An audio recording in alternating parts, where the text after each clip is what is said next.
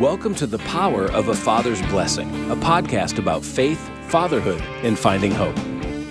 Today's guest is Santo Stevens, a former NFL linebacker who played for the Kansas City Chiefs, the Cincinnati Bengals, and the Jacksonville Jaguars. Since retiring from the NFL, Santo has dedicated his life to helping others grow, founding LifeWorks LLC, where he serves as a certified life coach and professional development trainer. And now, here's our host, Michael Nolan. Santo, thanks for being with us today, my man. It's a real pleasure. Hey, I want to start off just letting our listeners know just who's Santo Stevens, man. What's going on with Santo in your world right now? Well, right now, of course, I'm on staff here with you guys. Yeah. Resource Development Director. Yeah. And I'm enjoying that time. I've been serving with the ministry since about 2014. Yeah. Man, as a platform guest, it's a little bit different than it is being at the office.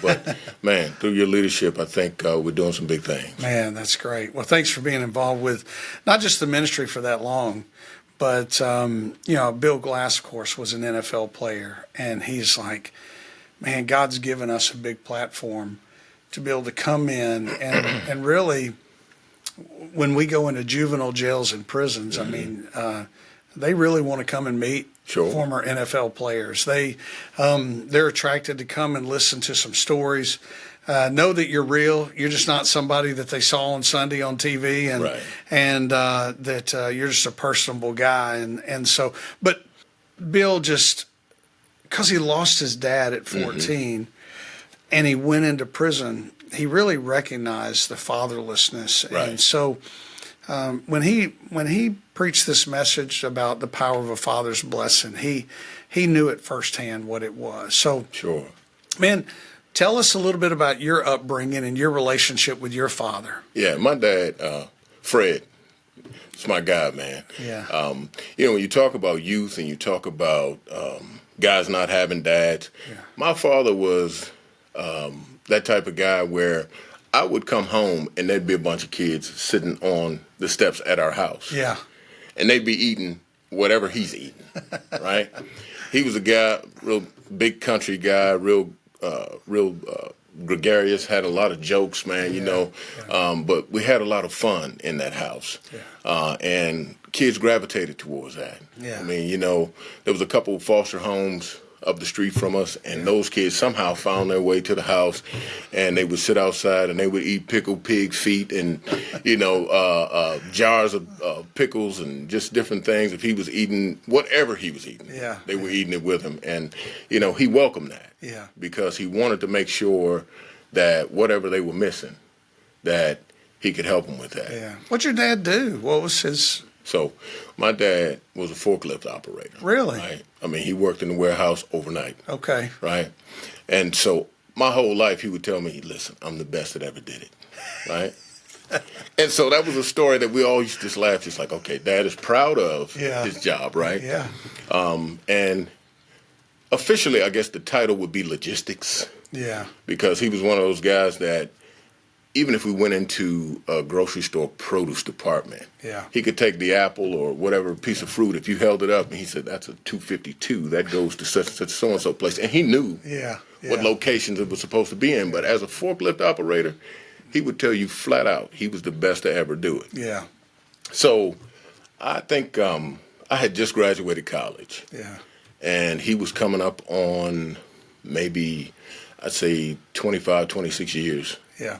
Of doing that job. Yeah. And the Washington Post has a parade magazine inside. Yeah. They came out there and they interviewed him. Yeah. They took a picture of him. I came to the house and he holds it up and he says, been telling you all this time. The best forklift. The best I ever did. Forklift operator, And so he's telling that story, but he's just like, yeah. They wouldn't have shown up if I wasn't the guy. That's right. That's right. Yeah, so that right there is proof. I've been telling you all these years, and for some reason you ain't behind it, but here it is. It's like, look, listen, they didn't believe Jesus in his hometown. Yeah. So, those are the types of things he would say, like, listen, they ain't listening to Jesus at his house. They're not listening to me. Yeah. So how many siblings did you have? I have one of each, a brother and a sister that's younger. I'm the middle kid. Yeah. So, Now, is your dad still alive? No, he passed, almost 12 years ago, man. I mean, you're talking about, just a crushing blow for all of us, man. But, when you've had that long with somebody, and it's just a fantastic life. Like, 'cause when I think back on it, man, I don't really have any real big complaints, man. My dad made sure that we ate well. Yeah. That we lived in, really nice accommodations, man, and he made sure we were taken care of. When I talk about all those other kids coming around, they came around because they felt safe. Yeah. They came around because they knew that if anything went on, he was one of the few parents that was still there during the day because he worked a night shift. Yeah. Everybody else was at work. Yeah. It wasn't so rare for me to hear, man, there's something going on down the street. Go get Mr. Stevens. Yeah. And a kid would come and they would knock on the door and he'd be taking his nap. Yeah. And he'd pop up and run down there and make sure everybody was okay. Yeah. So he was that guy. Sounds like a great man. Yeah. You don't realize, I think, as a kid, Yeah. how great your people are until later. Yeah. I always describe them as a T-Rex, right? You think about it. You never seen one until you go to the museum. Yeah. A lot of these guys had never seen a dad operate or a leader operate in their homes because their dads weren't there. Yeah. And so he would come around, man, and they'd come around and see him and just like, I guess my house is the museum. They had to come to see the short arm guy. Yeah. Now our podcast is called The Power of a Father's Blessing. And the element straight from Scripture where God the Father says, "This is my beloved Son in whom I'm well pleased." Right. It sounds like you had a father that said, "Santo, you're mine. Yep. I love you and I'm proud of you." Yeah. But, he was old school, too, so he didn't do a lot of hugging. Yeah. He wasn't like super, lovey-dove type of guy, you know. But he made sure that everybody knew that you belonged to him. Yeah. You were his guy. Yeah. I wrote a journal post one time, and it was titled, "When You Get There." Yeah. Right? And I remember just thinking how we used to be in the park, and I'd have, a little football, when you're a kid, and you want to throw the football around, and he was still young enough to where his buddies would show up to the park, and he'd be throwing it with them. Yeah. And I'd get in the middle of the game and everything else. And then, he asked me one day, "Well, what do you want to do?" Yeah. And I said, "I'm going to the league." Yeah. And his whole conversation with me was, "Hey, man, when you get there, you're going to have to do this." Instantaneously. Yeah, just when you get there. It wasn't even a matter of, okay, dude, you might make it or you might not. It was like, "Hey, man, when you get there, this is what you're going to have to do. Yeah. When you get there, this is, And just was talking to me about it, man. And I just remember just vividly, like in my head, like when I actually got there. Yeah. Him having those conversations with me when I was a little dude because he didn't want to discourage me about it. He wanted to make sure that, hey, look, dude, you might actually have a shot of getting there. Yeah. And I want you to feel like, all right, we encouraged you at this level to be able to do it. Yeah. So when you made it to the NFL, you graduate Temple, you make it to the NFL, did you grab a newspaper and say, "Hey, Dad"? No. What I actually did was I called my mom first. Yeah. Because he always knew, like, that I could play. Yeah. My mom didn't really get it. Yeah. She didn't understand, like, that part of, okay, why do they want to be out there in the rain? What is this, And she would watch the games and she would go, I can't even tell which one he is, right? And my dad would always go, "Yeah, well, that's him right there. That's number such and so and whatever." And when she started coming to the college games, and they would make the announcement and put you up on the jumbotron, that's when she got excited. Yeah. Her first game, she shows up and he brings her to the Naval Academy. Yeah. It was in Maryland, so they drove over and everything else over in Annapolis. And that was the first game I started in college. Yeah. And they had this quarterback that was out of this world, man. Yeah. And he's coming down the line doing the option, man, and I'm stuffing him every time. And they put me up on the jumbotron like 2 or 3 times. After the game is over, I come out, and I hear him down at the end of the tunnel talking. Yeah. And he goes, "I told you that boy can play this game." And then she just like, "Well, you were right, Fred, blah, blah, blah," But the funny part is I wasn't supposed to hear this conversation. Yeah. And I get down there, and of course, she hugged me typically like, your mom hugs you. "Oh, baby, I'm so proud of you," whatever the case is. But he was just like, "Man, every time they shot that cannon off, man, I was all in. He said, but your mom finally saw you on the Jumbotron, so she believes you can play. Because you made it on TV in the stadium. No, nobody believes you until they actually see. That's right. The thing. That's right. Yeah. Mm-hmm. You got to prove it. Got to hear that name called. That's it. Stevens. So having a father like that, who's not just a father to you and your two siblings, but it's really showing a fatherly example to neighborhood kids and some kids, like you said, that probably never saw that modeled. I mean, I know it had a huge impact on your life. How did that carry over to you being a father? And you have kids, all boys, right? Yeah, 3 sons. 3 sons. Yeah, and so how did having a father like that in your life impact you and carry over to you being a father? You know what's been awesome about that entire exchange was they knew my dad. So a lot of the tendencies that I have, they saw that in him as well. And of course, they were a little bit younger when he passed, but they had a chance to spend several summers with him, so they understood what he was doing. Of course, he was a different man by the time they got him. You know, you getting grandpa. So grandpa let you do a lot of stuff that dad said no to, you know.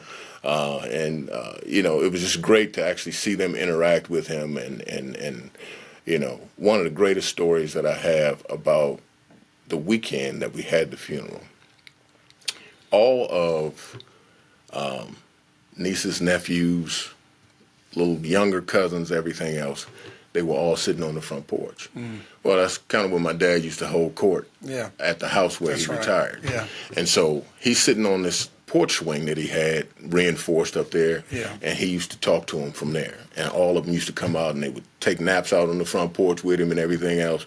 And so they're sitting there, and my youngest son gets up, and he's sitting on this swing. And I walk around the house, and he's got his pop-pop voice on, and he's talking, and he's talking to all of them. He's calling them by name and the whole thing, and the little nicknames that he had and all the other stuff. And they're all laughing because, hey, that's how he used to talk to us, right? And so when I think about just that interaction and how they felt about him during those times and how he made them feel, I know that for me, it was like, man, you know, I'm on the right track because I'm doing some of the same things with them. You know, is there anything that, and this is hard for us all, but is there anything that he did that you said, man, I'm never going to do that? Oh, there was quite a few things. No, my dad, as sweet as he could be, or as nice as he could be, we were talking earlier about the way that you kind of address people, or in some cases undress people. Like if he thought for a minute that you were being disrespectful to my mom or anybody, I mean, he let the curse words fly, buddy. You know, and just, I mean, and didn't have, you talk about filter? It wasn't a whole lot of filter. If, for whatever reason, he thought that, you know, that you were coming up against the family in any kind of way, man, I mean, I was at the grocery store, and I was like, man, this lady is going to cry bad. And he would let him have it, man. I mean, you know, he was that type of guy. But at the same time, he was the same guy that if, let's say, somebody's mom was short in the line on the groceries, he'd go ahead and take care of it. Didn't make a scene at all. Just kind of just went ahead on, took care of it, and went on. And you got to see that. Got to see it. Tell me this. I'm gonna put you on the spot. There had to be like one or more of these stories where your dad is doing something for your sons, and you're like, why did you ever do that for me? You know, who is this man? Right. So I'm sitting there one time. All right, this is a prime example. My oldest son, he doesn't wear glasses anymore, but when he was a little kid, he had glasses that he would always break. Right? And I mean, I told him, I said, look, you break this next pair of glasses, buddy, and you're going to have to find a way to pay for them. I get to my dad's house, and he's sitting there looking at me, and the arms on these things are just bent all up. And, you know, typically, you know, how if you already said it, you know, you got to stand on your word. And I was just like, dude, I said, you're going to have to figure it out. You're going to have to cut some grass. You're going to do whatever. You got to figure something out. You got to get these glasses taken care of. And, of course, my dad was standing over there, and he said, man, you don't have to talk to him like that. Then he goes, how much was the glasses? right? He goes in the back and he pulls out a crisp $100 bill and he hands it to my son and says, "Go get yourself another pair of glasses."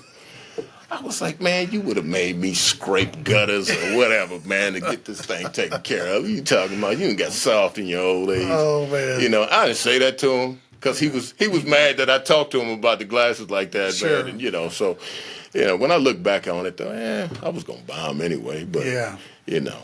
Yeah, he had to step in there. Yeah, he stepped in there, man, and handed him that $100 bill. My son was like, like, my son didn't want to tell me, but I knew he had the money, you know. You should have said, man, who are you and what'd you do with my dad? I'm just saying. Yeah. Did you know that 90% of homeless and runaway children come from fatherless homes? This staggering number shows just how critical a father's stable, loving presence is in a child's life, and why reaching out with compassion can change the trajectory of a generation. If you're interested in learning more about fatherhood, please visit afathersblessing.com. You'll find resources, encouragement, and practical tools to help you be the dad your children need. And now, back to our podcast. Man, it sounds like you were blessed with a great dad that gave you some good influence. Was he was he a believer? Well, here's the thing. When I was telling folks, you know, early on in my life as a kid, I knew that he had grown up in a household that went to church and that they believed. But, you know, when you see certain things as a kid and, you know, like I said, I mean, he let the curse words fly, man. He wasn't, you know, he was a what they used to call back in the day a man's man. You know, he played football, he ride, you know, horses, all kinds of stuff, you know. So, I mean, he was a farmer.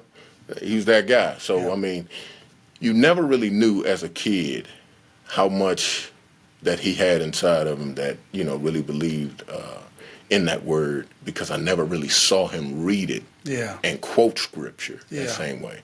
But I remember being a kid and I was in the car one time. We were riding and we were heading up to the store and there was a bunch of guys on the corner. And I knew those guys were up to no good. And he says, "All right, there's just for a season."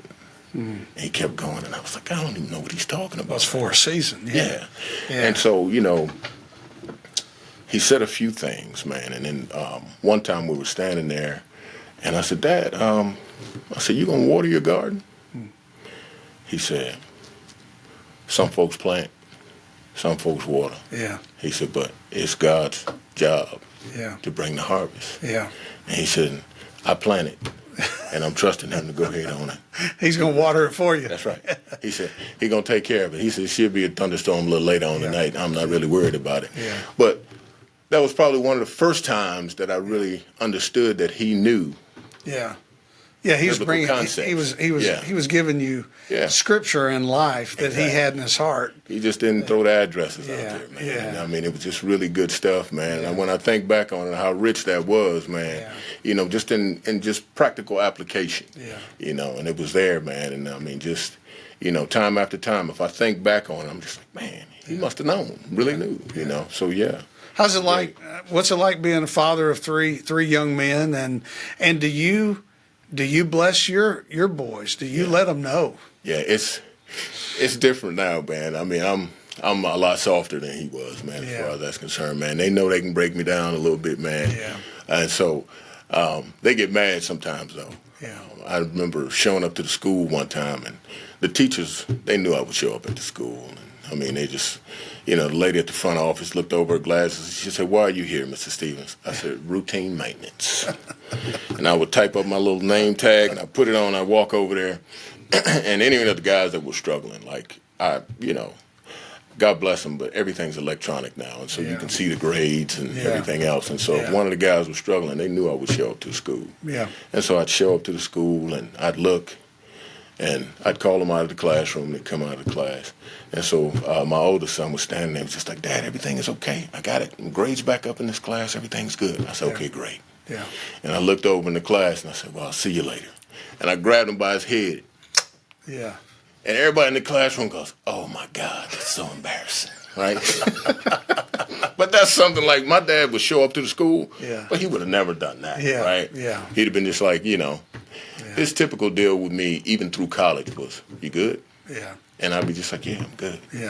And so he'd ride off into the sunset after he realized you were good, So, yeah. That's good. Well, it's good that you show them and you tell them because that's necessary. Hey, I want to just sidebar one thing real quick. Your time in the NFL, I mean, you probably had kids when you were in the NFL. Well, we were pregnant with our oldest. Your last year? It was my last year and a half. Okay. So she had him, I think, right my last season with Jacksonville. I got you. Yeah. I got you. Yeah. I mean, I still had a lot of dealings, a lot of the guys that were there, and I still came in and speak and do different things with teams and whatnot. And I kind of brought him into the locker room a few times, and the guys were glad to see him and, standing around. He just hanging around with the guys drinking Gatorade, man, which was cool. Yeah. But he doesn't remember any of that stuff now. Yeah. So the league players, teammates, I mean, even while you didn't have all your kids there, did you know many that were that had kids that were very active? Because you would see them in the locker room too. All the time. And I mean, the great thing about it is, depending upon the team, of course, it's encouraged for you to bring your kids around, man. And, there's a lot of great guys that are in the league. Tony Dungy is one of the coaches, and a bunch of the other guys that encourage the whole fatherhood initiative and just different things, man, just to be an example. I think a lot of times there are always going to be young men and women who look up to pro athletes, but if the focus is, okay, how well can I teach this to my own family? They need to see you at work. And that doesn't matter what you do. They need to see that you love their mom. Even if you two aren't together, One of the things that, it's a good point, and one of the things that I gleaned from Bill, because he lost his dad at a young age, is that there were people in his life, and a lot of them were coaches, folks like Tony Dungy, Joe Gibbs, people like that would invest in the lives of the players and say, man, you got to be a biblical husband, a biblical father. You need to do this, but they were really, while they were there in a capacity of coach, they become a mentor as well. And you have some of those in the NFL? I had quite a few of those throughout my entire life, man. There were several guys, and I did a Facebook post at one point, and there were several guys that had impacted me. When you've got teachers that believe in you. There's a guy, Howard Burnett. He was my 5th grade teacher, and he saw that I could be, an athlete that could make it to college. And he was one of the first people that kind of talked with me about that part. Then I had defensive coordinator that was in high school, Aaron Holder. I put his name in there. And then, of course, Eric Knight, who was the head coach at my high school, who, back in the day, when you sent video footage out, right? It wasn't like it is now. You ain't just copying a link and sending it out. He had those VHS tapes. Right? The big blocks. And he would put them in those long envelopes and send it, send this to the University of Maryland, University of Arkansas, whatever. He's sending those things out. And people are coming to see me play based on what he's saying to those folks and the video that he's sending out on his own dime. What did he have to gain from it? He just believed in you. He just believed in me. We need folks like that. You absolutely do. You absolutely do.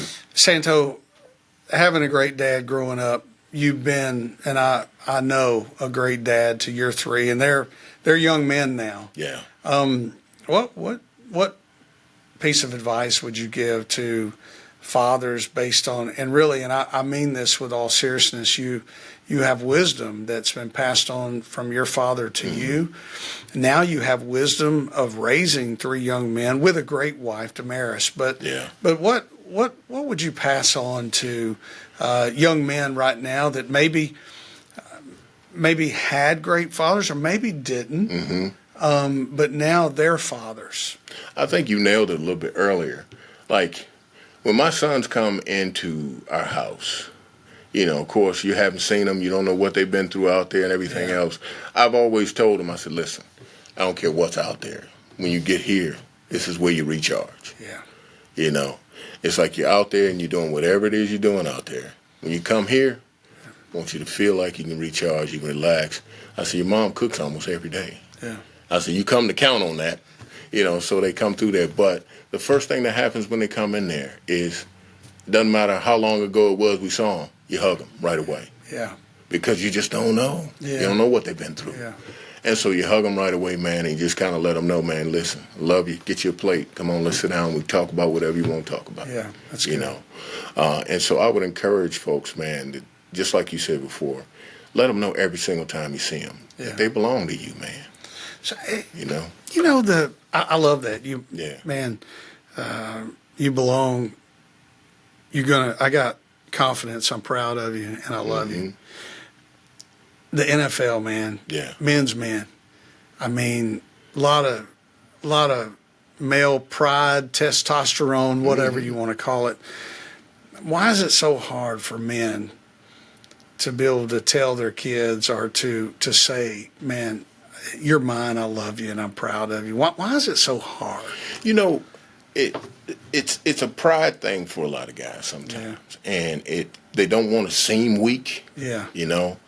But it's nothing that will knock that out faster than you being actually in the delivery room and you see something fantastic come out like that. Yeah. I mean, it changes your whole perspective on everything. Yeah. You want to do everything you possibly can for that kid to make sure that he gets a leg up. But I think, in large part, what we've seen is a lot of stereotypical activity and what you should be versus what's needed at the time. Yeah. I think as you get older, you start to see what's needed. But when you're younger, you try to model what you think is what should be out there. But the truth is that's why when I stop and I think about, like, my dad as an older guy versus my dad as a younger guy. Right. Sure. Now all of a sudden it's like, and you said wisdom. You did enough stuff wrong early on, and you kind of try to correct it with your grandkids. Yeah. Right.